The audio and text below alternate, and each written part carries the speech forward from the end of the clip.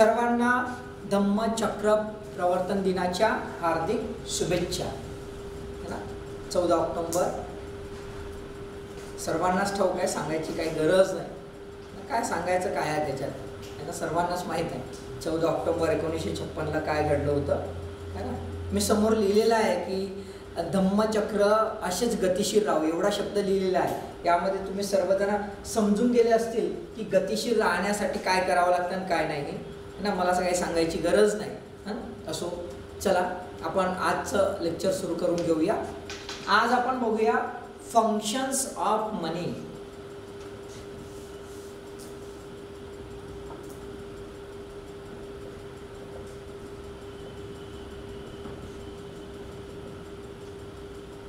है ना, पैशाचे कार्य. फंक्शन्स ऑफ मनी, पैशाचे कार्य. सर स्टायपंड भेटत नाही आहे अजून, बरोबर आहे. स्टायपंड भेटत नाही म्हणजे पैसे भेटत नाही. स्टायपंड म्हणजे पैसा होय ना, बरोबर आहे. पैशाचं सोंग करता येत नाही असा शब्द आपण वारंवार ऐकलेला आहे. पैशाचं सोंग करता येत नाही.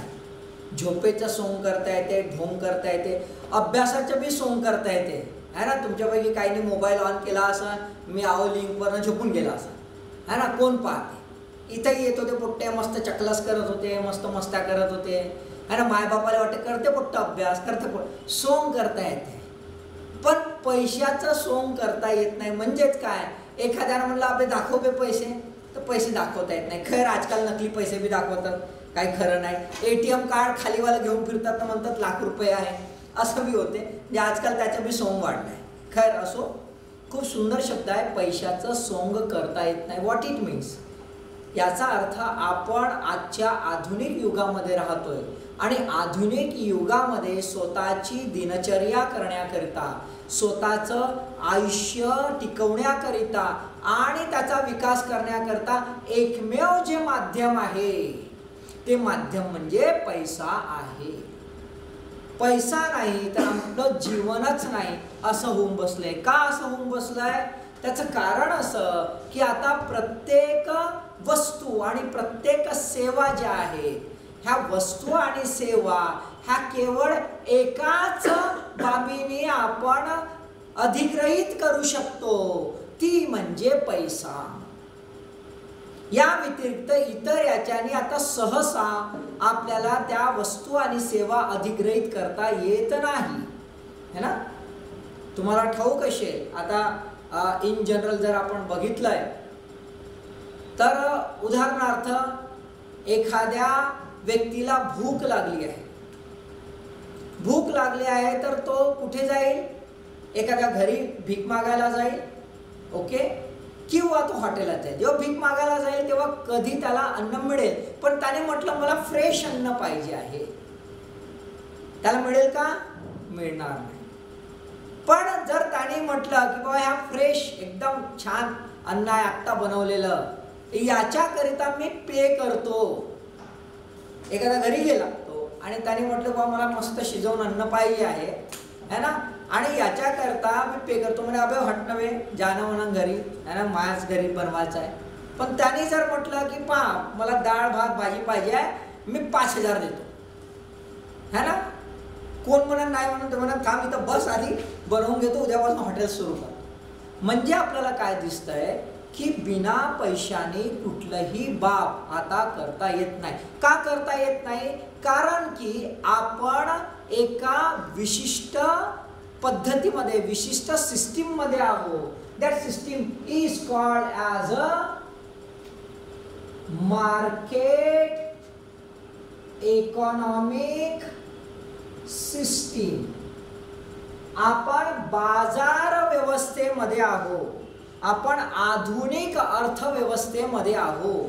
आणि आधुनिक अर्थव्यवस्था जी आहे ती आधुनिक अर्थव्यवस्था अत्यंत लवचिक आहे, अत्यंत सहज रीतीने अडॉप्ट करणारी आहे. ती डायव्हर्सिफाईड आहे, खूप डायव्हर्सिफाईड आहे. आणि हे सर्व डायव्हर्सिफिकेशन पचवणारी आहे. कसं, तर ही जी आहे system, he system mode of exchange जे आहे, म्हणजेच विनिमयाचे माध्यम जे आहे, ते विनिमयाचं माध्यम थर्ड पार्टी निर्माण करतो. थर्ड पार्टी निर्माण करतो म्हणजे कसं, की आधी जे बघितलं आपण परंपरागत जी पद्धती होती त्याला आपण बार्टर सिस्टीम म्हणत होतो. बार्टर सिस्टीम, आदान प्रदान. आणि आदान प्रदान सिस्टीम मध्ये आपल्याला काय दिसतंय की दोन वेगवेगळ्या वस्तू थेट थर्ड पार्टी नाही आहे, थेट एकमेकांमध्ये एक्सचेंज, एकमेकांमध्ये बदल, अदला बदल व्हायचा. अदला बदलचं मी उदाहरण तुम्हाला आधी सांगितलेलं आहे ना. मग या सहज रीतीने अदला बदल व्हायच्या. तर अदला बदल होताना प्रत्यक्षात त्याचा बेनिफिट आणि त्याचं मूल्य हे लक्षात येत नव्हतं. त्याचं मूल्य, त्याचे फायदे हे बाहेरून लादल्या गेले होते. आणि त्याच्यामुळे एक्सचेंज करताना, विनिमय करताना वस्तूंचं बऱ्याच अडचणी यायच्या.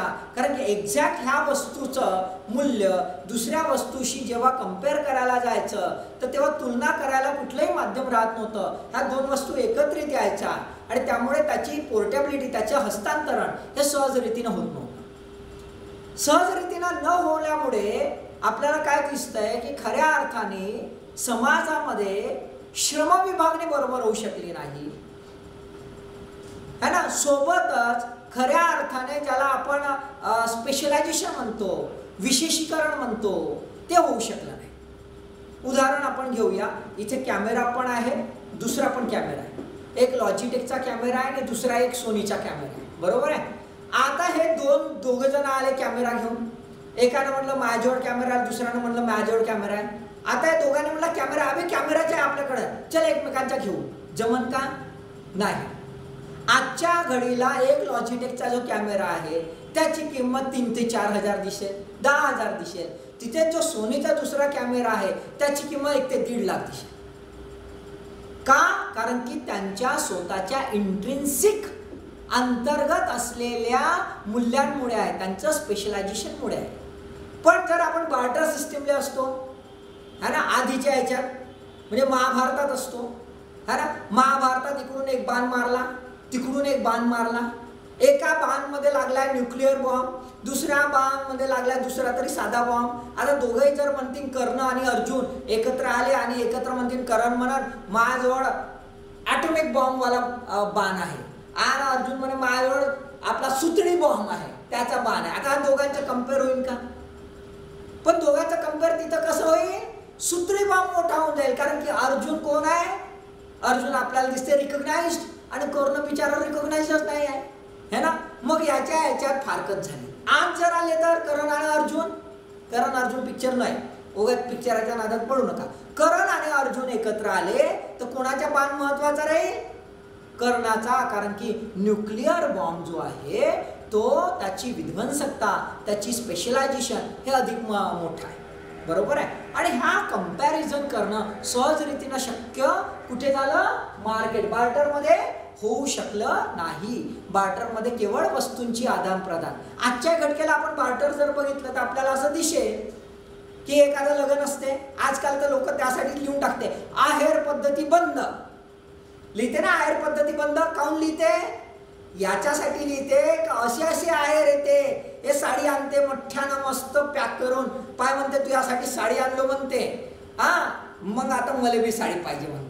आता इकडे बा पोरीच्या घरचे लोक राहते, त्याला वाटते बा हिनं साडी आणलं, हिला चांगली साडी द्यावं लागन आणि हिची सवय आहे उकलून पाहायची, साडी कशी आहे ना कशी नाही, चांगली द्यावं बा. मग हे हजाराची साडी घेऊन येते ना, तिला देते घेरे बाई, ते पटकन घेऊन घरी चालली जाते. मग हे हळूच लग्न झाल्यावर उघडून पाहते, बाबा तिनं पण साडी आणलं, पाहते उकलून पाहते तर अर्धी फाटली साडी है ना, 200 रुपयेवाली दिसते ना. म्हणजे काय, हजाराची साडी गेली 200 रुपयाला, परवडते का? म्हणून आजकाल लोक लिहून पाठवते आहेर पद्धती बंद, फालतूचे धंदे बंद.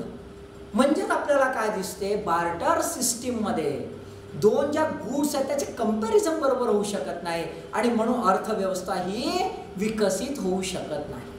अर्थव्यवस्थेला विकसित करायचं असेल, त्या दोघांचं खरं मूल्य, इंट्रिन्सिक व्हॅल्यू ही कॅल्क्युलेट झाली पाहिजे. ही कॅल्क्युलेट करण्यासाठी मार्केट इकॉनॉमी जेव्हा प्रस्थापित झाली तेव्हा मोड ऑफ एक्सचेंज थर्ड पार्टी निर्माण झाली. That mode of exchange is called as a currency, पैसा. खैर पैसा काय मॉडर्न याच्यातच नाही झाला. पैशाचं जे विनिमयाचं एक साधन म्हणून आधी खूप एक्सपेरिमेंट झाले, भरपूर एक्सपेरिमेंट झाले. आणि आधी पैसा म्हणजे कमोडिटी, आणि कमोडिटी म्हणजे पैसा होता. म्हणजे धान्य हे सुद्धा मोड ऑफ एक्सचेंज होतं. शिंपले, साधे शिंपले हे सुद्धा, दगड हे सुद्धा मोड ऑफ एक्सचेंज होतं, है ना. मग मोड ऑफ एक्सचेंज बनवण्याचे वेगवेगळे मापक त्यांनी वापरले, है ना. त्याची रेअर एलिमेंट म्हणजे फारच दुर्मिळ आहे बुवा, है ना. काही जणांकडे त्याची मक्तेदारी आहे बुवा, असं वेगवेगळं बनत गेलं. हळूहळू याच्यामध्ये प्रिसिशन आलं. याच्यामध्ये एक ज्याला आपण म्हणतो ज्याला जनरल ॲक्सेप्टॅबिलिटी आली, है ना. लोकांमधली जी काय आहे मान्यता आली, आणि हळूहळू विकसित होऊन आम्ही खऱ्या अर्थानं चलन जे बघतो ते पैशाच्या स्वरूपात बघतो, मनीच्या स्वरूपात बघतो. आणि मग मनी तयार झाला. आधी शिक्के तयार झाले, पंचमार्क कॉईन, है ना. तुम्हाला शिकवलं असेल इतिहासामध्ये, है ना. पहिली पंचमार्क कॉईन भारतामध्ये कोणत्या राजाच्या वेळात निर्माण झाली तुम्हाला माहित असेल, है ना. सांगायची गरज नाही.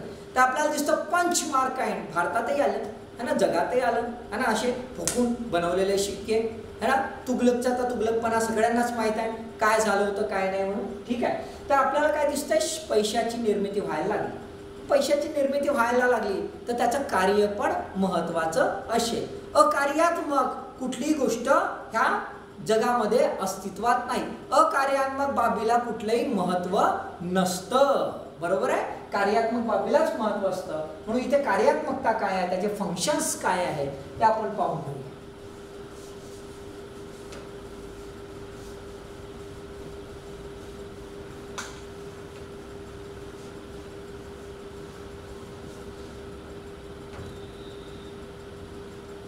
आता कार्य जे आहे ते कार्य करन्सी जे आहे, पैसा जे आहे, पैसा काय आहे, पैशाची व्याख्या काय, ह्या व्याख्येमध्ये त्याचं कार्य निर्माण झालेलं आहे. त्यामुळे आपण व्याख्येच्या कॉन्टेक्स्टमध्ये कार्य बघायचा प्रयत्न करू. दोन अप्रोच निर्माण झाले, दोन वेगवेगळे वाद निर्माण झाले. एक आहे ट्रॅडिशनल अप्रोच, परंपरागत अप्रोच, ट्रॅडिशनल अप्रोच. आणि दुसरा आहे एम्पेरिसिस्ट अप्रोच, है ना. ज्याला एम्पेरिसिस्ट म्हणजे, मी मराठीतले शब्द पाहतो मला काही येत नाही, अनुभवजन्य, अनुभवजन्य. तुमच्यासाठी मराठीत लिहून आणलो मी, लई त्रास होत आहे मला, है ना. त्यासाठी एक्स्ट्रा वेळ जात आहे फालतूचा. ओके चला, पण तुमचा फायदा झाला पाहिजे, है ना. मराठीत सांगतो तर रिझल्ट आला पाहिजे, बरोबर आहे, राईट. पॉईंट टू पॉईंट लक्ष द्यायचं, very frankly saying, point two point लक्ष द्यायचं, है ना. मी गॅरंटीड देतो, एकदम गॅरंटी, की इथला पॉईंट टू पॉईंट तुम्ही लक्षात घेतला, पॉईंट टू पॉईंट, आणि समजून घेतला आणि रटला, पास नाही झाला तर सांगा, डॅम शुअर सांगतो, शिकवणं सोडून दे, है ना. पण अट काय आहे, पॉईंट टू पॉईंट लक्ष द्यायचं, समजून घ्यायचं ना, रटाचं. झोपेतून असं उठवलं ना तरी सांगता आलं पाहिजे असं, है ना. त्याला अभ्यास म्हणतात आणि त्याला समजणं म्हणतात. असं उभं राहिलं तर सांगते तू, तर त्याला आळजून कवजून सगळं असं सांगता आलं पाहिजे, वेगवेगळे अँगल, त्याला समजणं म्हणतात. समजणं म्हणजे बेक बे, बेदुने चार समजले असं नाही, बेदुने चार झालेच काऊन हे सांगता आलं पाहिजे, त्याला समजणं म्हणते. आणि बेदुने चार म्हटलं तर रटणं म्हणते. लक्षात आलंय, दोन्ही गोष्टी झाल्या पाहिजे, महत्वाचं आहे, है ना. पास व्हायचं असेल तर दोन्ही गोष्टीवर भर दिलाच पाहिजे. ज्यानं दोन्ही गोष्टीवर भर दिला रिझल्ट 100%. आणि नुसता गोला मारू आंदोलन आहे म्हणजे रिझल्ट केवळ आपल्याच हातात आहे.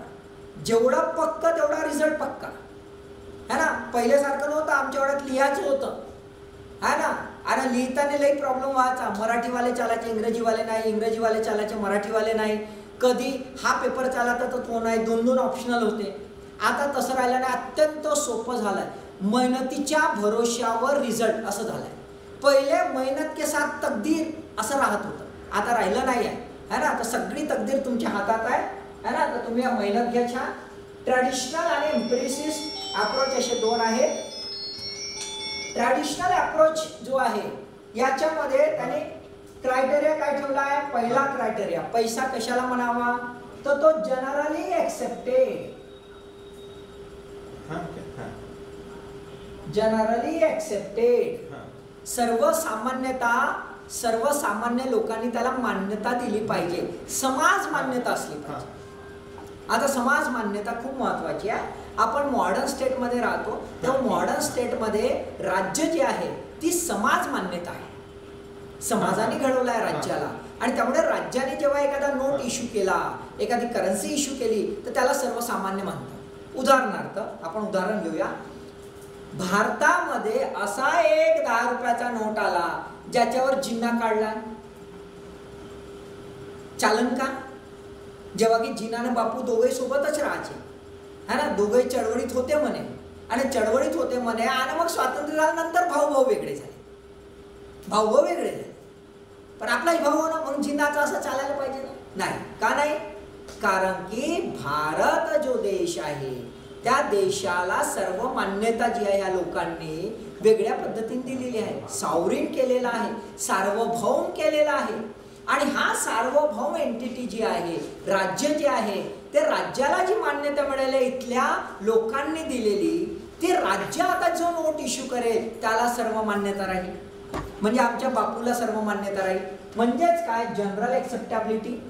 ओके, सर्व मान्यता असलं पाहिजे.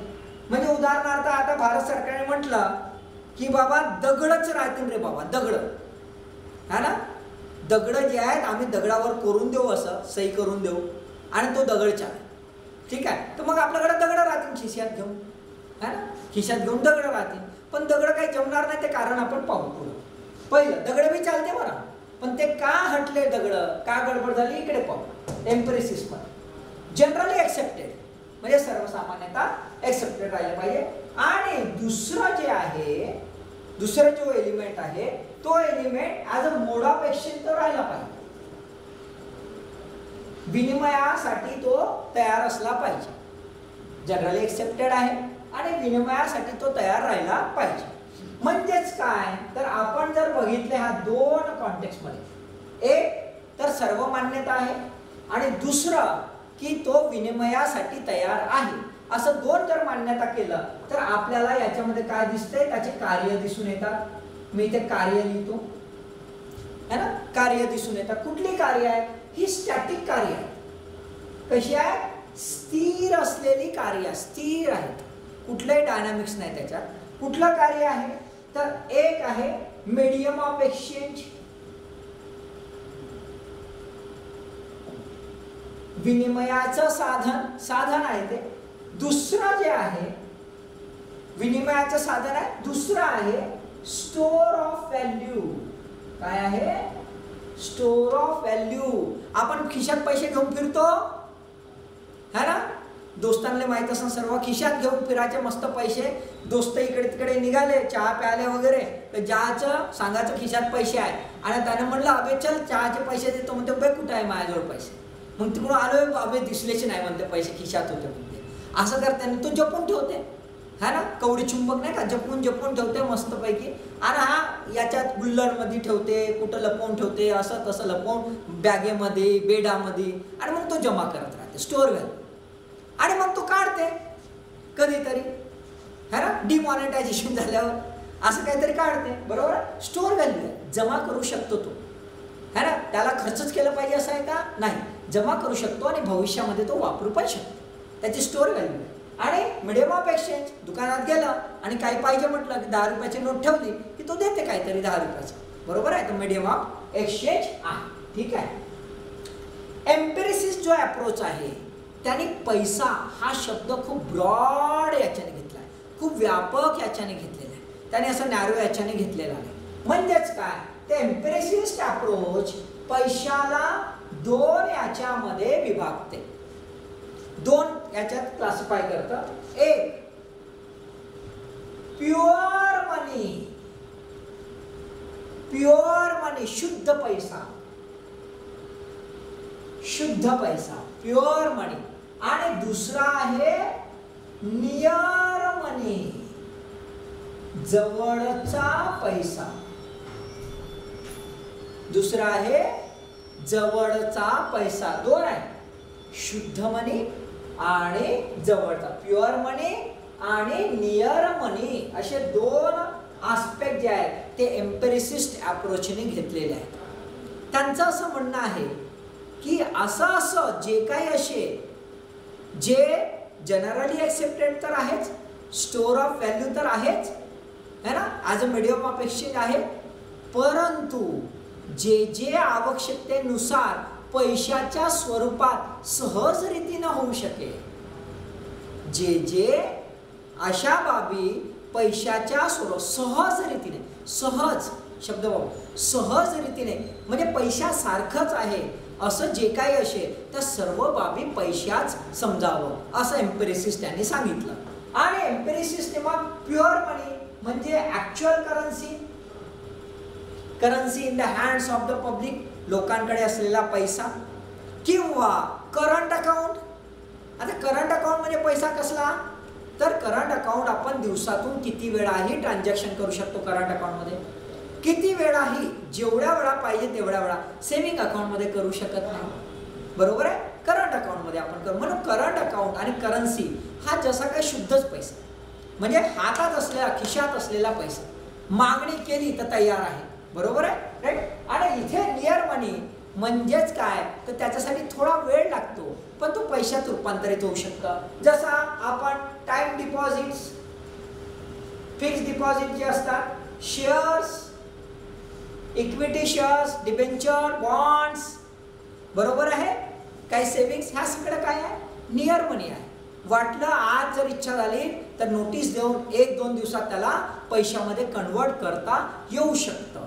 म्हणजे लिक्विडिटीचा जो कॉन्सेप्ट आहे, तरलतेचा जो कॉन्सेप्ट आहे है ना, हा तरलतेचा जो कॉन्सेप्ट आहे हा एम्पिरिसिस्टांनी ठेवला.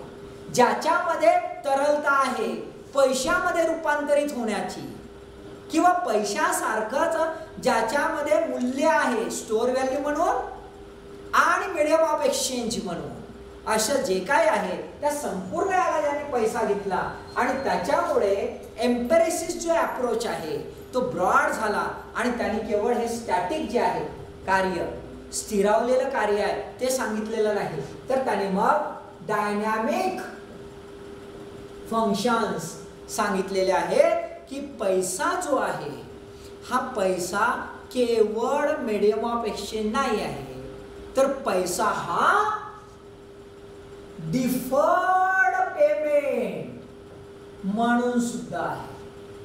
काय आहे, डिफर्ड पेमेंट म्हणून सुद्धा आहे. डिफर्ड पेमेंट म्हणजे काय, तर वायदा करायचा, भविष्यामध्ये पेमेंट करायचा, याच्यासाठी सुद्धा आहे. म्हणजे उदाहरणार्थ असा आपण जातो चहाच्या दुकानावर आणि चहाच्या दुकानावर जाऊन चहा पितो, चहा पेला का मग तो म्हणते बापू 5 चहा झाले, तो म्हणता बे आण इकडे डायरी माई है ना, मग त्या डायरीत लिहून ठेवतो है ना, 5 चहा लिह बे, 5 चहा सही मारलं मी, हा किती झाले आतापर्यंत 50 देईन मी पगार झाल्यावर. म्हणजे काय आहे, आज ते पैसा जो आहे तो आता मी देत नाही आहे, पगार झाल्यावर देईल, पुढे देईल, भविष्यात देईल. मग जेव्हा भविष्यात देईल असा म्हणतो तर हा बिंदास त्या दुकानावर जातो, किंवा एखाद्याला सांगते त्या दुकानावर चालला जा रे है ना, चिंता करू नको, माझं नाव सांगून देशील ना तर फोन लावून देशील. मग तो तिथं जाते आणि तिथं गेल्यावर फोन लावते, आजी बोलून घ्या, हा बोलून घ्या, हा हा म्हणते काय, अबे त्याला 10 चहा पाहिजे होते, देऊन टाक, माझ्या नावावर ठेवून दे, तर माझ्या नावावर ठेवून दे म्हणते. तो त्या डायरीत लिहिते, पाय बापू तू 10 बरं चहा लिहून ठेवतो, मागच्या वेळेस झगडा केला होतास नाही नाही म्हणून, आता बापू याची सही घेतो तुझ्या दोस्ताची, हो घेऊन टाक, घेतला सही. मग महिन्याचा जाते, हिशोब पाहते किती झाले, 100च्या, आपले बे 10च्या कुठल्या, तूच फोन करून सांगितला होता, हा तुझ्या दोस्त नाव लिहून ठेवलं गण्या है ना, तुझ्या दोस्त ना, मला लई दोस्त राहते, त्याला देख सही मारतो, दिले 100. What it Connaught deferred payment. मग डिफर्ड पेमेंट आलं, त्याच्यामुळे काय झालं, क्रेडिट नावाची वस्तू आली, पत नावाची वस्तू आली, आणि पत नावाच्या वस्तू आल्यामुळे पैशाचं कार्य अत्यंत जास्त डायनामिक झालं. पैसा हा केवळ मोड ऑफ एक्सचेंज राहिलेला नाही, पैसा हा केवळ हस्तांतरित करण्याकरिता राहिलेला नाही, पैसा हा केवळ स्टोअर करून ठेवण्यासाठी राहिलेला नाही, तर पैसा जो आहे हा इकॉनॉमिक डेव्हलपमेंटचे एक माध्यम होऊन बसला. म्हणजेच काय, तर खऱ्या अर्थाने अर्थव्यवस्था जी विकसित करायचं आहे त्याचं तो माध्यम होऊन बसला, आणि म्हणूनच मग त्याचे डायनामिक फंक्शन्स वाढायला लागले. ओके, आता आपण बघून घेऊया एक्झॅक्टली स्टॅटिक आणि डायनामिक फंक्शन्स. हे थोडं समजलंय का? टेक्निकल आहे, प्रयत्न करतोय मी समजून सांगायचा. समजलंय हे?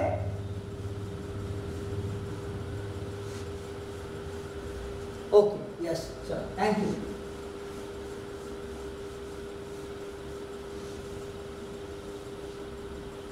मी थोडे मराठी शब्द पण पाहत जातो. हा, कुठे गेले?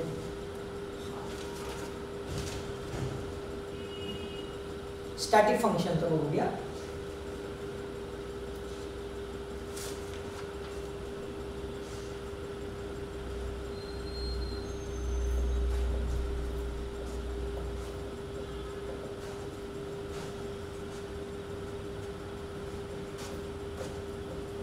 ही स्थिर कार्य कोण सांगत आहे?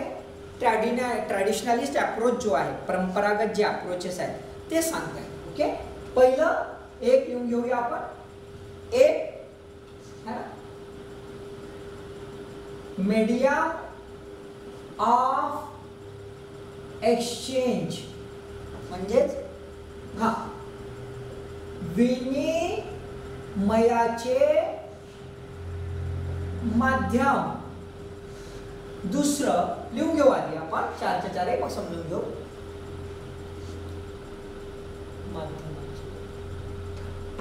मेजर ऑफ व्हॅल्यू, म्हणजेच मूल्याचे परिमाण. तिसरं जे आहे स्टँडर्ड ऑफ डिफर्ड पेमेंट, म्हणजेच काय, हा स्थगित प्रदान आणि स्टँडर्ड म्हणजे दर्जा. ओके, ठीक आहे. मानक हा सॉरी मानक. आणि चौथा आहे स्टोअर ऑफ व्हॅल्यू म्हणजे संचयन मूल्य. ठीक आहे, राईट. संचयन मूल्य. बघा 4 आहे, स्थिर कार्य आहे, है ना, टेक्निकल आहे, मेन्सला आहे फंक्शन्स ऑफ मनी असा शब्द आहे. बरोबर आहे, महत्वाचा आहे, म्हणून त्या कॉन्टेक्स्टमध्ये बघून घ्या. कारण की एखादा प्रश्न येईल, 1 किंवा 2 प्रश्न येतील चुकीनं. एखादा जरी प्रश्न आला तरी हा महत्त्वाचा आहे, कारण की हा टेक्निकल आहे, डीप कॉन्सेप्च्युअल आहे, प्रिसाइज्ड आहे. थोडंसंही जरी इकडचं तिकडे झालं तर आपलं उत्तर चुकणार आहे, आणि जमला तर क्वचितच लोकांना जमणार आहे, कारण इकॉनॉमी हा सर्वात टफ विषय आहे. 4th पेपरमध्ये जर तुम्हाला 100 क्रॉस करायचे असेल, इकॉनॉमीला छान पक्क करावं लागेल. आळसपणा चालणार नाही, कंटाळा चालणार नाही, समजत नाही म्हणून नखरे चालणार नाही, तुम्हाला समजूनच घ्यावं लागेल. ठीक आहे, आता नाही समजत तर 10 वेळा समजा, 100 वेळा समजा. पास व्हायचं तर समजावं लागेल, नाही तर प्रिलिम टू प्रिलिम जिंदगी गुजारावं लागेल. ठीक आहे, तर मीडियम ऑफ एक्सचेंज विनिमयाचे माध्यम, मेजर ऑफ व्हॅल्यू मूल्याचे परिमाण, स्टँडर्ड ऑफ डिफर्ड पेमेंट स्थगित प्रदान मानक, स्टोअर ऑफ व्हॅल्यू संचयन मूल्य, अशी 4 बाबी आहेत, है ना. मीडियम ऑफ एक्सचेंज मध्ये का मीडियम ऑफ एक्सचेंज आहे? म्हणजे मीडियम ऑफ एक्सचेंज म्हणजे जेव्हा आपण वस्तू विकत घ्यायला जातो तर सहजरीतीने आपल्याला वस्तू मिळते. का वस्तू मिळते त्याची कारणं आपण बघून घेऊया. मी हे मिटवतोय, ठीक आहे. पहिलं बघून घेऊ. फक्त काही शब्द आहेत ते मी आधी लिहितो मराठीतले आणि मग समजून घेऊ आपण. का आहे पैशामध्ये असं काय खास आहे की जेणेकरून हे मीडियम ऑफ एक्सचेंज होऊ शकलं? तर पहिल्यांदा बघूया. एक पहिला आहे ना, एक सारखेपणा. एक सारखेपणा म्हणजे युनिफॉर्मिटी है ना, अँड होमोजिनिटी. ओके. बी दुसरा आहे द्विभिन्नता.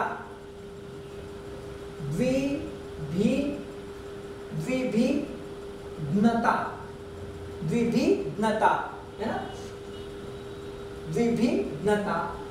कॉग्निझॅबिलिटी, कॉग्निझन्स घेतला, दखल घेतल्या. ओके. सी वस्तू परिवर्तनता म्हणजेच पोर्टॅबिलिटी. डी जे आहे विभाजकता. विभाजकता डिव्हिजिबिलिटी. आणि ई आहे शेवटचं जनरल म्हणजे सर्वसामान्य.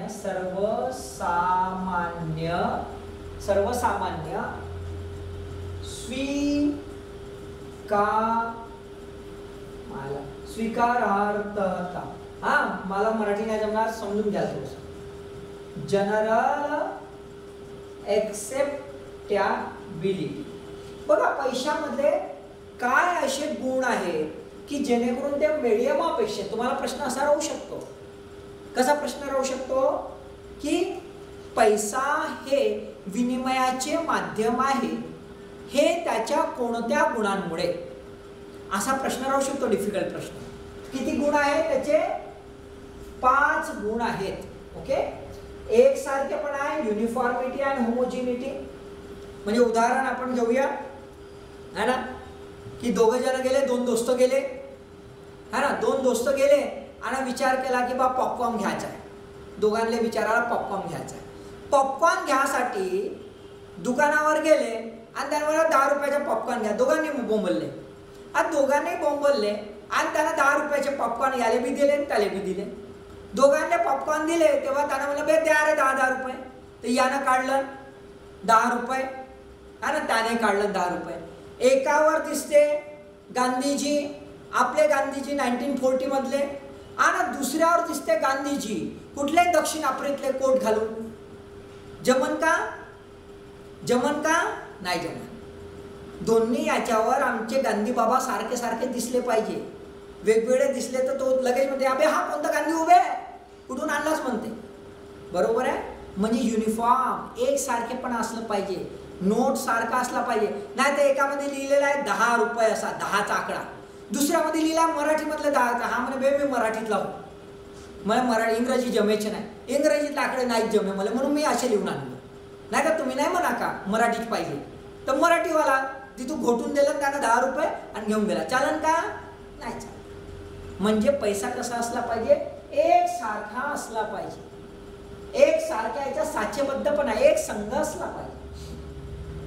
कॉग्निसेबल असला पाहिजे, दखल घेणारा असला पाहिजे. आता घेऊन गेलो 10 रुपये आणि 10 रुपये घेऊन गेला, त्यानं म्हणलं का हो बे मला नाही पाहिजे, हे चालत नाही. मग तू चालत कसे नाही है ना, थांब बापू तुझ्या पोलिसात कंप्लेंट करतो. कॉग्निसेबल असला पाहिजे. आलं का नाही लक्षात? त्यानंतर पोर्टेबिलिटी तुम्हाला सांगायची गरज नाही. तुम्ही लई धमक्या देता सर्व्हिस प्रोव्हायडरले, फोन बरोबर लाईन नाही लागला की तिकडे फोन करता एअरटेलवाल्याला, बापू मी पोर्टेबल करत आहो.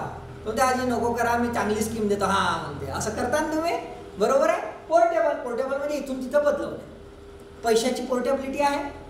पैसा आपण वस्तूमध्ये बदलवू शकतो, वस्तू पैशामध्ये बदलवू शकतो. 10 रुपये 5 रुपयात बदलवू शकतो, 2 5 रुपये 10 रुपयात बदलवू शकतो. आणि हेच म्हणजे डिव्हिजिबिलिटी. 10 रुपयाचे तुकडे होऊ शकते. तुकडे म्हणजे असे फाळायचे नाही आणि धडानं फाळा, है ना. तुकडे म्हणजे 10 रुपयाचे 5 रुपये, बरोबर आहे. मग 1 रुपया 10 रुपये, 50 पैसे, 20 आले 10 रुपये, 25 पैसे, है ना. 40 आले 10 रुपये, 20 पैसे. वाढवा आता कुठपर्यंत जाऊ शकतो आपण? 1 युनिट पर्यंत जाऊ शकतो. आता मॉडर्न कॉन्टेक्स्ट मध्ये, मॉडर्न, है ना, डिजिटल करन्सी माहिती आहे तुम्हाला, है ना. डिजिटल करन्सी, है ना. अनकंट्रोल्ड और डिसेंट्रलाइज्ड डिजिटल करन्सी. कुठली आहे digital currency? Decentralised digital currency. Please सांगा, प्लीज सांगा.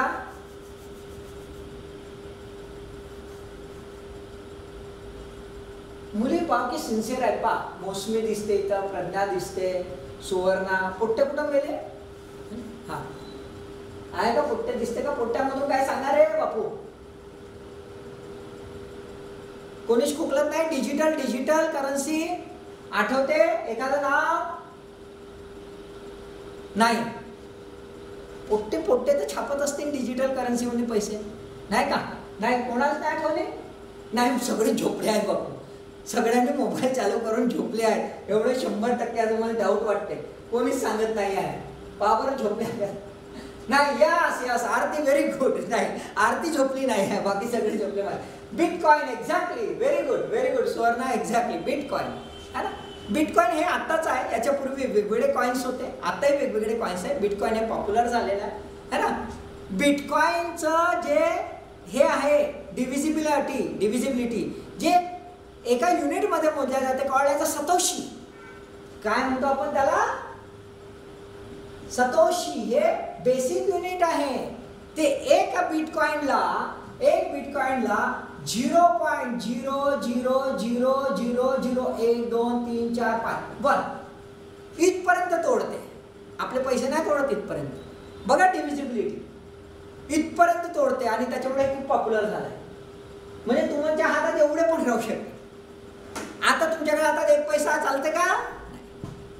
का नाही चालत? त्याची वेगळी कारण आहेत. इन्फ्लेशनमुळे ते चालत नाही. That is a different part. Okay. पण आपल्याला इथे जर बघायला मिळालं तर आपल्याला काय दिसतं? डिव्हिजिबिलिटी होऊ शकते, त्याची विभाजकता होऊ शकते. विभाजकता झाली नसेल तर मग मात्र ते चालणार नाही. आम्ही विभाजकता कोणत्या पद्धतीमध्ये करतो? आमच्या पैशाची विभाजकता ही कोणत्या पद्धतीमध्ये केलेली आहे? कुठलं वापरलेलं आहे आपण पद्धत? कोणी सांगू शकेल? अच्छा, मोसमी, बिटकॉइन काय असते? ओके ओके, हा ठीक आहे मोसमी, एक 2 मिनिटं सांगतो, है ना. बिटकॉइन ही एक डिजिटल करन्सी आहे जी केवळ डिजिटलीच ट्रान्सफॉर्म होते. प्रत्यक्षात पैशाच्या स्वरूपात ट्रान्सफॉर्म होत नाही. म्हणजे तुझ्या मोबाईलमधून दुसऱ्या मोबाईलमध्ये असं समज. मोबाईल टू मोबाईल आपण जे ट्रान्झॅक्शन करतो अशा प्रकारचं ट्रान्झॅक्शन होतं. आणि ही जी करन्सी आहे याला ही जी करन्सी आहे ही करन्सी केवळ ऑनलाईन ट्रान्झॅक्ट होते, ऑफलाईन होत नाही. ऑफलाईन कन्व्हर्शनचे मोड दिलेले आहेत काही ठिकाणी, म्हणजे आपल्या पैशाच्या स्वरूपात ते कन्वर्ट करतो. काही दुकानदार ही करन्सी ऑनलाईन ॲक्सेप्ट करतात. म्हणजे एखाद्या दुकानात जर आपण गेलो आणि आपल्याकडे बिटकॉइन वॅलेट असेल, वॅलेट म्हणतात त्याला, है ना, बिटकॉइन वॅलेट असेल तर तो ऑनलाईन ट्रान्सफर करून घेतो, जसे आपण आपले पैसे ट्रान्सफर करतो.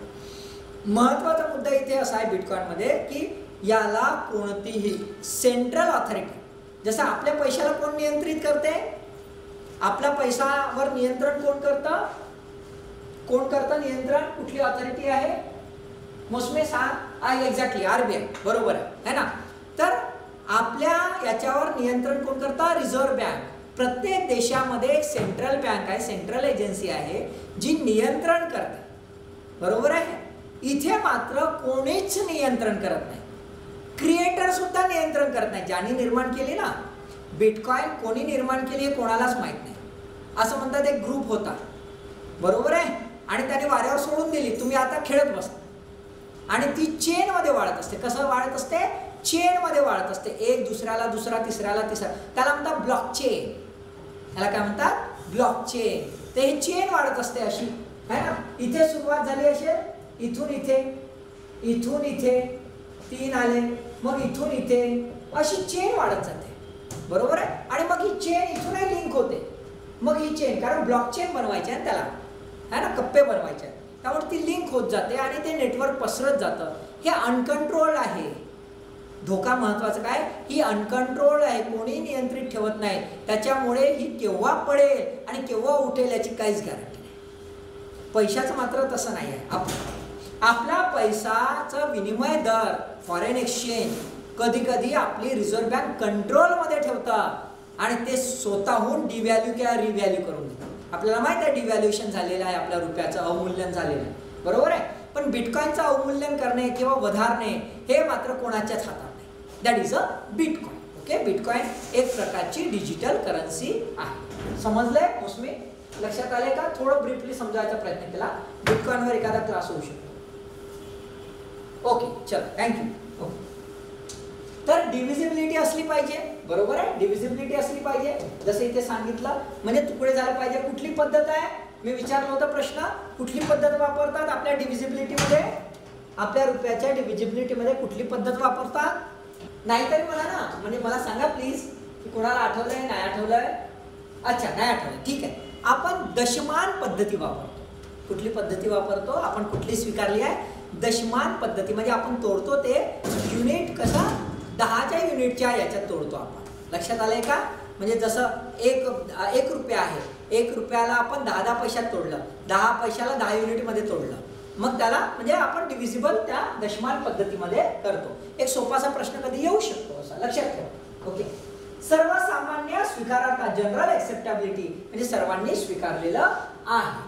ठीक आहे, सर्वांनी स्वीकारलं. म्हणजे ह्या 5 जर गोष्टी असतील तरच हा मीडियम ऑफ एक्सचेंज होऊ शकेल.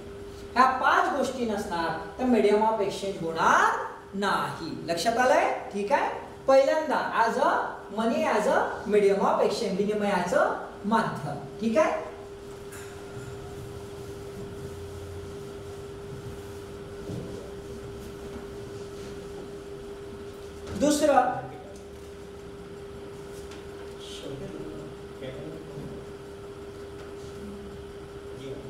दुसरं आपण बघूया, यूज ॲज अ अकाउंट. लेख्याकरिता याचा वापर होऊ शकतो. आता कसं, उदाहरण आपण घेऊया बार्टर सिस्टीमचं. बार्टर सिस्टीम जी आहे, आदान प्रदान पद्धती जी आहे, त्या आदान प्रदान पद्धतीचं उदाहरण घेऊया. एकाने आपली चोपडी उघडली, एखादा दुकानदार आहे. आता दुकान कसं उघडायचं ते समजत नाही बार्टरमध्ये, पण असं गृहीत धरा दुकानदार आहे आणि त्या दुकानदाराकडे वस्तू आहे. बार्टर सिस्टीम मध्ये बघूया बरं, वस्तू आहे. वस्तू म्हणजे बिस्किट आहे, ओके, गहू आहे, ठीक आहे, त्याच्यानंतर तांदूळ आहे, तेल आहे. आता हे वस्तूचं आदान प्रदान करायचं आहे. म्हणजे बिस्किटले तेल, गव्हाले तेल, गव्हाले बिस्किट, तांदळ, असं तर आपण मान्य करूया, है ना, आपण मान्य करूया याला. ठीक आहे. आता हे जरी मान्य केलं, आता मला लिहायचं आहे अकाउंट. अकाउंट लिहायचं आहे, तर कसं लिहिणार आपण अकाउंट? आपण लिहिणार कसं? इथे लिहू का बिस्किट, इथे लिहू गहू, गहू आले, बिस्किट गेले, तांदूळ आले, है ना, गहू, असं लिहिणार का? नाही, कठीण होईल ना. पण पैशाच्या स्वरूपात मात्र सहज लिहिणे शक्य आहे. बिस्किटची किंमत 10 रुपये, गव्हाची किंमत 40 रुपये, तांदळाची किंमत 50. तर आपण असं लिहिता येईल सहजरितीने की माझ्याकडे 100 रुपये आले होते, 100 रुपये गेले. म्हणजेच काय, as a part of account, as a part of abstract element सहज रीतीने आपल्याला मेंटेन करता येतं. पैसा नसता तर हे मेंटेन करता आलं नसतं. ओके,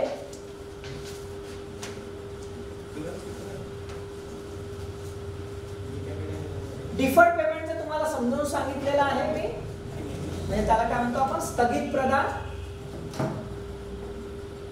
स्थगित प्रदान है ना, डिफर्ड पेमेंट, स्थगित प्रदान. स्थगित प्रदान म्हणजे आज प्रॉमिस केलेला आहे, आज वायदा केलेला आहे, आज प्रॉमिस केलेला आहे. कसं की भविष्यात मी पेमेंट करणार. भविष्यात मी पेमेंट करा. आता हे डिफर्ड पेमेंटचं कसं उदाहरण आपण घेऊया. चला, एखाद्या दुकानात गेलं, एका दुकानदाराला म्हटलं त्याने की बा एक वस्तू हवी आहे 100 रुपयाची. 100 रुपयाची वस्तू त्याने घेतलेली आहे आणि त्याने म्हटलं की यार मला पैसे दे. का म्हणते नाही बाबा मी पैसे नाही देत, EMI लाव बरं म्हणते. का म्हणते कशाच्या आधारावर लावू EMI. आधी असा EMI होता वेगळ्या पद्धतीचा. तुम्हाला आठवत असेल छोटे दुकानदार वगैरे आधी छोट्या गावामध्ये अजूनही आहे की खातं असतं व्यक्तीचं आणि व्यक्तीचं खातं जे असतं खातेबुक असतं आणि खातेबुकावर ते भांडे वगैरे काय घेतले की ती चोपडी तो घेऊन जातो आणि म्हणतो आता 10 रुपये आणल्याची म्हणतो 10 रुपये लिहून घ्या. किती उरले 90 रुपये उरले. बरोबर आहे. जर सपोज तुम्ही ही बार्टर सिस्टीम असते तर कसं झालं असतं. बार्टर सिस्टीम असती तर गंमत झाली असती. कुठली गंमत झाली असते की एखादं उदाहरण घ्या. एखाद्या वेळेस एकाने गायीच्या जागी एक गाय घेतली आहे, गायच्या जागी म्हैस घेतली है ना. आता म्हैस घेतली त्याने म्हटलं बापू गाय दे एक मला, मग तुला म्हैस देईन. तर म्हैस कशी देईन, थोडा थोडा देईन का. थांब आता मी डोकं आणलो, मग आता पोट आणलो, आता शेपूट आणलो. जमन का असं जमणार नाही. हे मात्र पैशाचंच देणं शक्य आहे. म्हणून स्थगित प्रदान ज्याला म्हणतो आपण डिफर्ड पेमेंट ते शक्य आहे. डिफर्ड पेमेंट जे आहे ते इतकं खुल्लं फुल्लं की आपण त्याच्या आधारावर काय बघतो क्रेडिट तयार झालेलं बघतो. ओके ठीक आहे, काही अडचण नाही. आता आपण त्याचे डायनामिक बघूया. डायनामिक मध्ये जनरल आहे म्हणजे जनरल सांगता येईल. आता काही वाचायची मला गरज नाही, ते मराठी शब्दाची गरज नाही. आपण डायनामिक याच्यात बघूया काय आहे महत्वाचं. डायनामिक याच्यात पहिलं सर्वात महत्वाचं डायनामिक याच्यात ही जर मनी हा कॉन्सेप्ट नसता, पैसा हा जर कॉन्सेप्ट नसता तर इकॉनॉमीच तयार झाली नसती, एवढी विकसित झाली नसती. म्हणजेच काय तर आपल्याला असं दिसतंय की money is a lubricant of economy. काय आहे अर्थव्यवस्थेचं हे वंगण आहे, तेल आहे. ते स्मूथ ठेवतं. कसं ठेवतं याला इकॉनॉमीला स्मूथ ठेवतं. सहज रीतीने त्याला मुवमेंट देते. कसं मुवमेंट देते कारण की मनी कसं होऊ शकतं सर्क्युलेट होऊ शकतं. त्याचं वहन होऊ शकतं. एका व्यक्तीकडून दुसऱ्या व्यक्तीकडे सहज जाऊ शकतं, सहज हस्तांतरित होऊ शकतं. हस्तांतरणाची याची जी वैशिष्ट्य आहे, याचा जो गुण आहे त्या गुणामुळे हा सहज इकॉनॉमीला विकसित करू शकतो.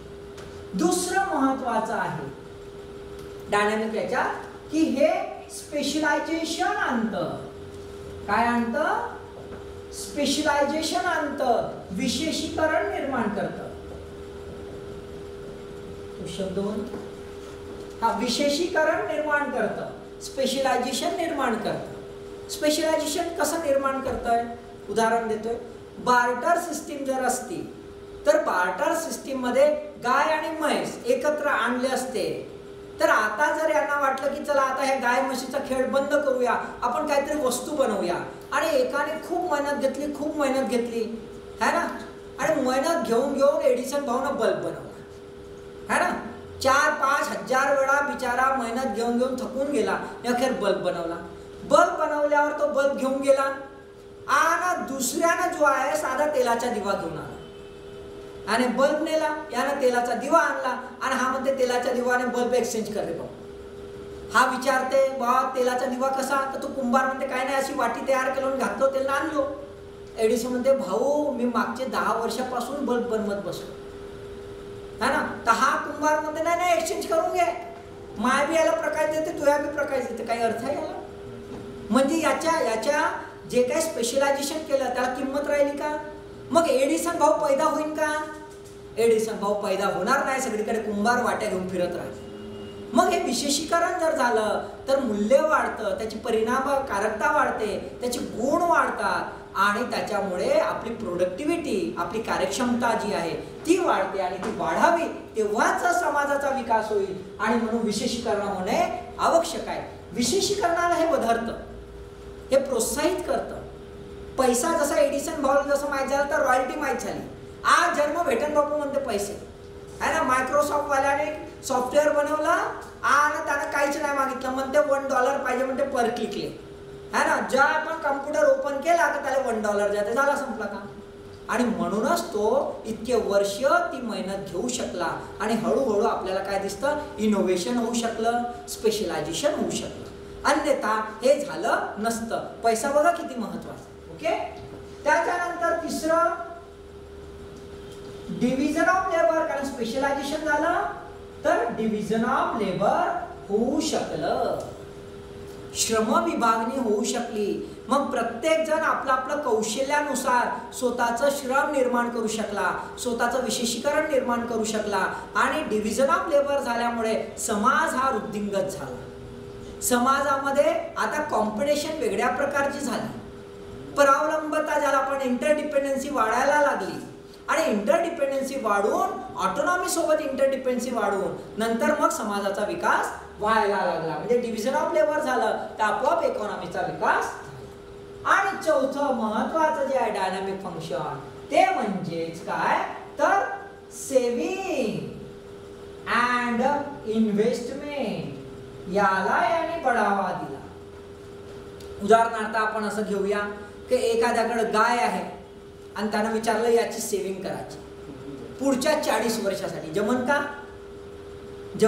एखाद्याने धरली गाय, एकाकडे नेली, बापू हे सेव्हिंग अकाउंट मधून ठेवतो म्हणे बँकेत मध्ये, गाईले सेव्हिंग अकाउंट 40 वर्षासाठी, ह्या एका गायीचे 4 गायी झाल्या पाहिजे, जमन का. नाही जमन. बरोबर आहे, राईट. परंतु इथे मात्र शक्य आहे. आपण जेव्हा बँकेत पैसे ठेवतो तर बँक काय करतं, त्या सेव्हिंगचा काही वाटा दुसऱ्याला देते. कशासाठी, गुंतवणूक करायसाठी. इथं झालं असतं काय, एक गाय आणली, त्यानं दिली दुसऱ्याला गाय, घे रे बापा गुंतवणूक करायची, आणि दुसऱ्या दिवशी हा गेला, नाही मला गायचा अर्धा पार्ट पाहिजे, जमन का. जमनच नाही, तो पूर्ण गाय घेऊ जावं लागेल. मग पूर्ण गाय घ्यायला गेला हा, का म्हणणार रे बापू तू तर सेव्हिंगला दिला, मी इन्व्हेस्टमेंट केलो, दुसऱ्याला गाय दिलो. हा बसून बसला आणि वाट पाहते गाय केव्हा परत आहे.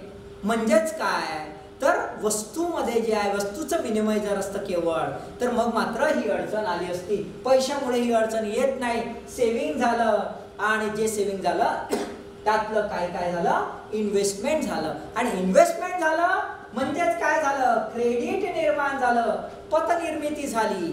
पतनिर्मितीमुळे ज्याचा पैसा आहे त्याच्याजवळही पैसा राहिला, ज्याच्याजवळ पैसा नव्हता त्याच्याजवळही पैसा आला, ज्यानं पैसा दिला त्याच्याजवळही पैसा राहिला. आणि मग काय घडलं, मनी मल्टीप्लायर इफेक्ट. काय घडलं, मनी मल्टीप्लायर इफेक्ट. 100 रुपयाचे 1000 रुपये आपोआपच झाले, इकॉनॉमी विकसित झाली आणि वृद्धिंगत होऊ शकली. आणि म्हणून जे काय आहे पैशाचं जे आहे डायनामिक फंक्शन जे आहे, ज्याला आपण म्हणतो एक नाही का वेगळ्या प्रकारचं डायनामिझम जे आहे ते मात्र पैसा देऊ शकला. आणि म्हणून पैशाचं मूल्य हे अमूल्य आहे, इट्स अ व्हॅल्यूलेस.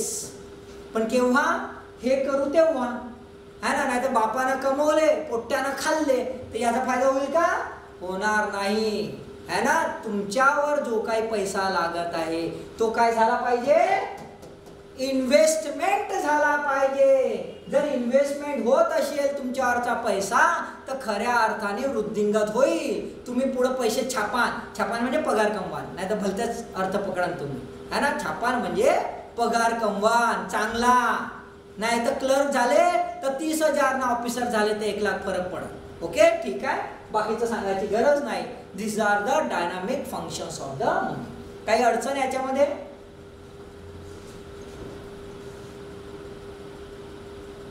तुम्हाला टेक्निकल याच्यामध्ये विचारू शकतात. आता हे रिझर्व्ह मनी घेतलं असतं त्यासाठी अर्धा तास जाईल. काही अडचण,